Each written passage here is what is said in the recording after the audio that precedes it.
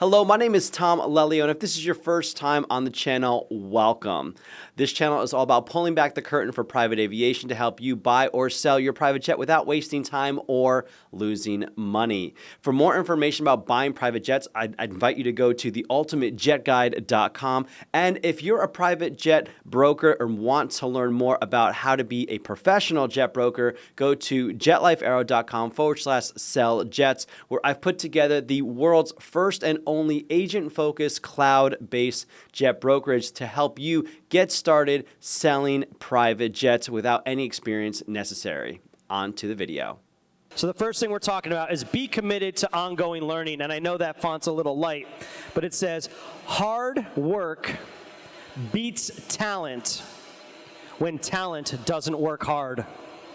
This is, like I said, my son plays competitive soccer. This is a sign over the gym, over the squat rack, and I love it because my superpower is learning, taking in information. I'm not a bookworm.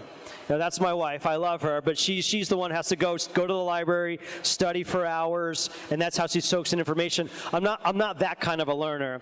I mean, taking in, processing information that helps me improve myself. Did you ever study for a test that you just couldn't figure things out? You couldn't make it click? Probably because you thought to yourself, how does this apply to my life?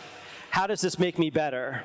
But it was when you got into a course, when you got into a study that you're like, oh, this is going to change my life, then you were able to process the information. That's one of my superpowers. Okay? So, I love to learn. If you grow this muscle, this habit of always learning, you will reach your full potential as an individual. And so I want to share a few things that you can work on right now to become that kind of a learner. Learn your trade, but also learn other skills. So some of you are in school right now, you're going to become a pilot, you're going to become an engineer, you're going to become an operator, whatever it is. Learn your trade, but also learn other skills that are going to help you become a well-rounded person. And I would say there's two aspects that you should probably look at. Learn how to do sales, marketing, and communication. That soft skill will serve you no matter what. And that's kind of where the Cutco knives came in. And learn about your own spirituality / worldview. And what I mean by that is you should build your character. When it comes to business aviation, what I learned is that there's a lot of freedom in business aviation for you to conduct yourself however you want to conduct yourself. There's not always someone looking over your shoulder, especially when it comes to jet sales. And so who you are is really important, and knowing who you are as a character and a person is extremely important. So if you're going to learn your trade, I also want to encourage you to learn other skills beyond your trade that are going to make you more well-rounded. What this looked like for me was my first year as a salesperson, I invested 40% of my paycheck into sales training. I went to seminars, I went to online courses, I paid for mentorships, I paid to get in front of people that were better than me. And I was able to double my paycheck from year 1 to year 2. And so what did I do that next year? I did the same thing. I put almost half my paycheck back into myself so that I could grow my paycheck, double it again the following year. I know a lot of people, especially when you're younger, you're looking at how do I invest? Is it crypto? Is it stocks? Is it real estate? The first thing you need to do before any of that is investing in yourself. Don't be afraid to spend $100, $1,000, $10,000 on yourself to make you a better person, both professionally and personally.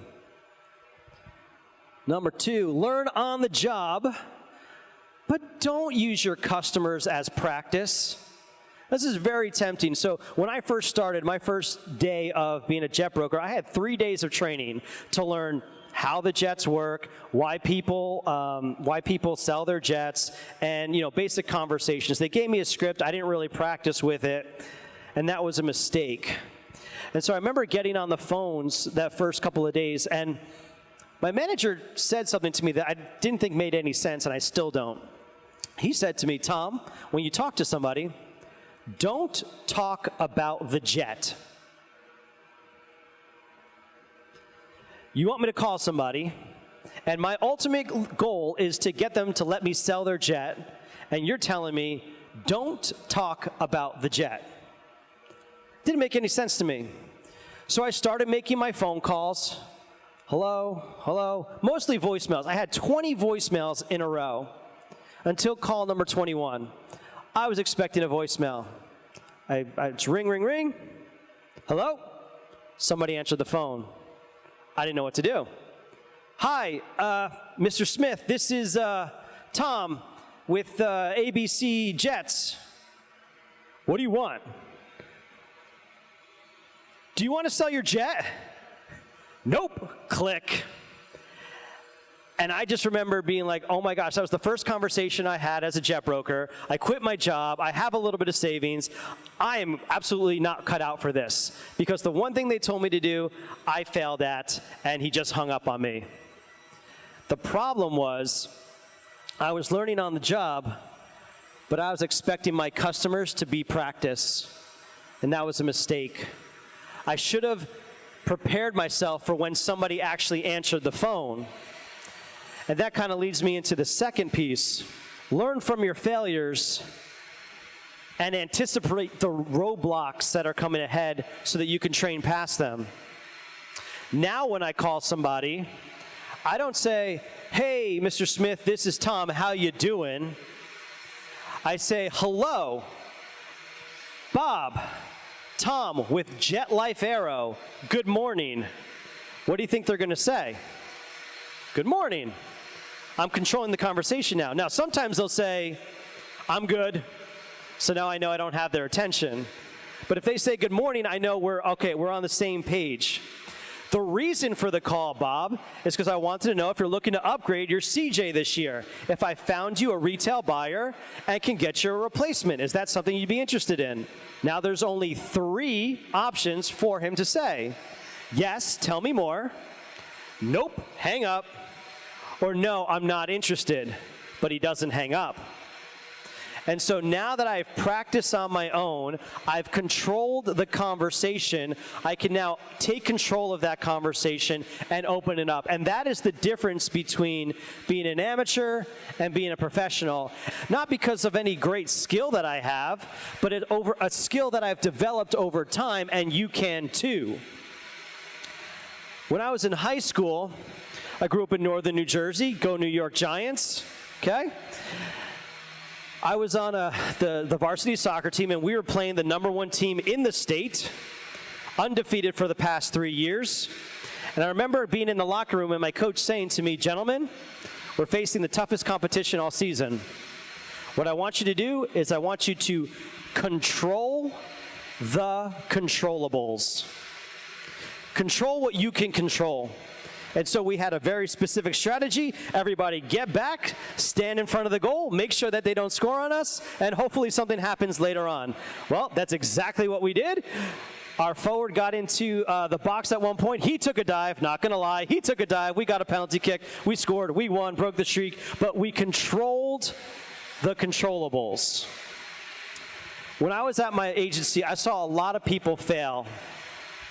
And some were people that had more experience than me. Some were individuals that were better skilled than I was. They had better storytelling, they had better connections.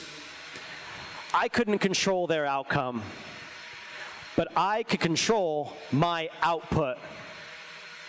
I bet on myself. I had hard work, I stayed late, I hit my targets, I hit my goals, and you all can do the same. When you're starting out in your career, you have a rare opportunity to learn from your experience. So I want to tell you to work hard, train your weaknesses, and learn as much as you can.